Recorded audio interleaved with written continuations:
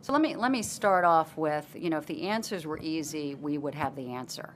And I'm a research analyst by training, as Liz said, and so I tend to, embrace everyone's opinions, but I really want the facts. And the facts are that companies with diverse management teams and all kinds of diversity of thought, diversity of color, diversity of gender, outperform management teams that are more alike, and not by little bits. Catalyst has shown ROEs more than 30% higher, volatility lower, client focus greater, long-term perspective greater. There is actually nothing bad that happens from having more women in senior positions.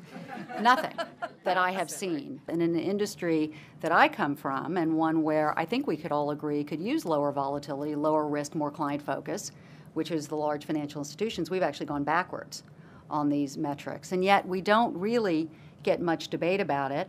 And quite frankly, when we do, we tend to be mostly women who are talking about it. So I think we've convinced ourselves, right? I think we all get it here. Our challenge is how do we get that out, get that to the boards, and or also begin to choose a different path too.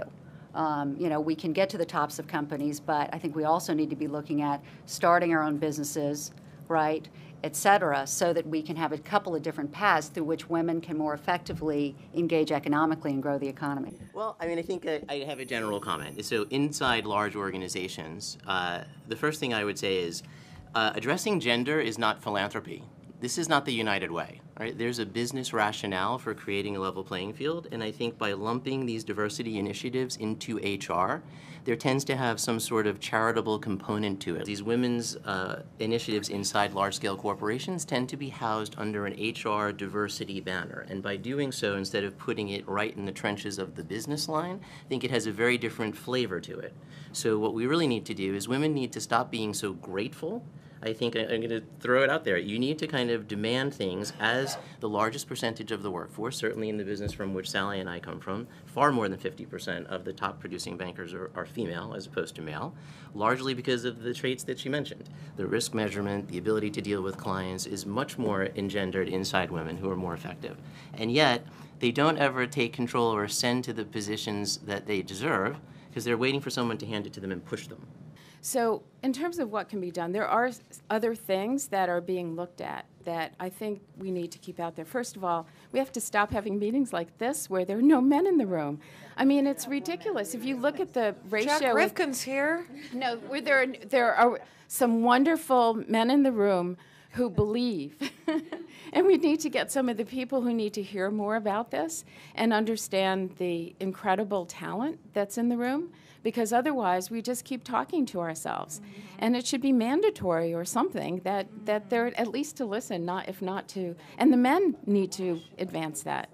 I understand it's an advancement to have the panel and a better timing, but I think we have to keep pushing for that. So I do think there are a lot of things like that we can do. The other thing is, we've been talking to search firms about making sure that it's not that they put a woman in the mix, it's that they're at least half of the mix is women. Because if you only have one woman in the mix and the rest are men, then the chances of having that woman be the one selected is really, not very good. I think part of that, I'm going to turn this back. I think no one, to your point, has ever asked me how I managed to handle it all. And I have 2 kids, and I have 2 million frequent flyer miles, and no one has ever said that to me. Never. Never. The real elephant in the room is that I don't see senior women acting in a mentor capacity for junior women and pulling them up. And maybe that's because there aren't enough of them. Maybe it's because once you ascend to that role, you don't want to be identified by your otherness, because you want your skill set to be the reason that you're there and not some other reason unrelated to you. So I don't see it necessarily that men are opting out from promoting women into those roles because of those issues. And one of the things we were thinking about, and maybe this is something the Milken Institute can do, is to try to find a group of CEOs who actually agree with all this, have seen it in operation, and that will band together and kind of serve as a bully pulpit with their peers. I think if you can get a group of CEOs who are very proactive about recruiting women to boards, I think that would be great. I really do, because I don't think we see that out there. We've talked about all the metrics that prove that diversity actually enhances return. But fundamentally, there's a challenge there, and that is it's much harder to lead diverse teams than it is to lead homogenous teams. And so people take the easier path out. You choose a bunch of people who are just like you because it's just easy to manage them and lead them. Bingo. They will agree with you, they go along, and I think that fundamentally changing that paradigm may be one of the solutions that we need to focus on. The metrics can be great, but if it's so difficult still, and it's hard to lead and manage that dissent, people will revert back to what comes easy. But I want to get back to solutions and government. And so I'm Chief of Staff and Counsel for the New York City Comptroller's Office.